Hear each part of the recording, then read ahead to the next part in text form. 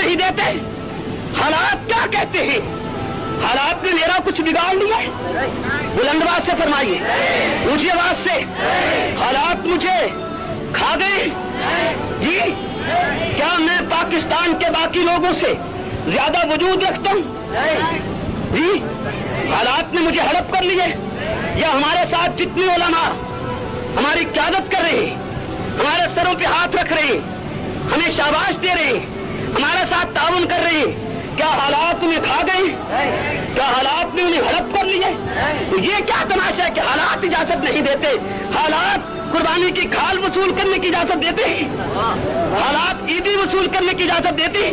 حالات نکاح کے خطبے کے پیسے لینے کی اجازت دیتی؟ حالات منہ مانگی فیس لینے کی اجازت دیتی؟ حالات سالن کی پلیٹ منہ پہ مار دینے کی کہ تم سالن نہیں پکا سکتے تو بلایا کیوں تھا، اس کی اجازت دیتے ہی؟ اور سیاہ کے کفر کے اعلان کرنے کی حالات اجازت نہیں دیتے؟ وجہ کیا ہے اس کی؟ ہمیں بھی بتلایا جائے کہ حالات کو اجازت نہیں دیتے۔ میرے محترم، حالات نے کبھی اجازت نہیں دی، حالات کا رخ موڑا گیا ہے۔ حالات اس وقت بھی اجازت نہیں دیتے تھے جب ابوالکلام عدالت کے کٹہرے میں کھڑے ہو کر ایک غیر مسلم جج سے کہہ رہا تھا، جب اس نے کہا ابوالکلام لہجہ سخت ہے، توہین عدالت ہے، تو ابوالکلام بکھرے ہوئے شیر کی طرح گرج کے کہتا ہے یہ عدالت نہیں کلیم گاہ ہے۔ حالات تو اس وقت بھی اجازت نہیں دیتے تھے، حالات اس وقت بھی اجازت نہیں دیتے تھے جب میرے اور آپ کے شیخ مالٹا کی قید کاٹ رہے تھے، حالات تو اس وقت بھی اجازت نہیں دیتے تھے جب عطا اللہ صاحب بخاری برف کے بلاکوں پہ لیٹا ہوا تھا۔ آج حالات کی بات کرتے ہو، اکابرین کی مقدس مدار پیشانی پہ کلنگ کا ٹیکا بننے والے غدار ملا، آج حالات اجازت نہیں دیتے۔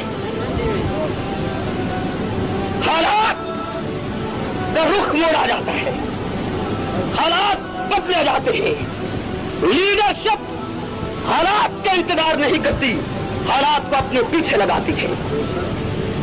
کس پاگل نے کہا ہے کہ جب حالات ابوبکر کے دور جیسے ہوں گے ہم خطابت کا رنگ دکھائیں گے؟ خطابت کی ضرورت اس وقت ہے جب حالات ہٹلر جیسے ہوں، جیسے خطابت کی ضرورت اس وقت ہے جب حالات ہلاکو جیسے ہوں، جوش خطابت کی ضرورت اس وقت ہے جب کفر پھیل رہا ہو، اور جب دور ابو بکر ہو اس وقت تسبیح پڑھنے کا وقت ہے، پھر جناب کی کوئی ضرورت نہیں، حالات تو ویسے ہی ٹھیک ہے۔ حالات اجازت نہیں دیتے۔ کیا سبق یاد کیا اور کبھی یہ کہہ دیا کہ جی اگر ہم کوئی ایسی بات کہیں گے پھر وہ صحابہ پہ تبرہ کریں گے؟ میرے کان بھی سنتے ہیں، یہ مولوی کی تعلیم ہے، پھر وہ صحابہ پہ تبرہ کریں گے؟ نہ وہ اگر اصحاب پیغمبر کی عظمت کو بیان کرنے کی وجہ سے اور شیعہ کفریات کو جو صدیوں پہلے سے ان کی کتب میں موجود ہیں ان کو تشدد کرنے کی وجہ سے اگر شیعت اصحاب رسول پہ تبرہ کرتی ہے تو جناب کا پیٹ پھر کلوز ہونا چاہیے۔ توجہ ہے میری طرف، کوئی بات نہیں گجری کی۔ ایک مثال قائم کر دیجئے، ڈسپلن جس قوم میں ہے وہ قوم کامیاب ہوتی ہے۔ لوگ کہتے ہیں کہ ہم ایسا کہیں گے تو پھر وہ تبرہ کریں گے، وہ تبرہ کیوں کرے گا؟ اس کا پانی میں گھر ہے، پھر جناب کا پیٹ کلوز ہو جانا چاہیے اور وہ سوال کتی سے کھچ جانا چاہیے جو صحابہ پہ تبرہ کرے اور تیرے شہر میں کرے۔ کیا حق پہ اس لیے پردہ ڈال دیا جائے کہ پھر فلاں یہ کہے گا، وہ کہے گا ہی کیوں؟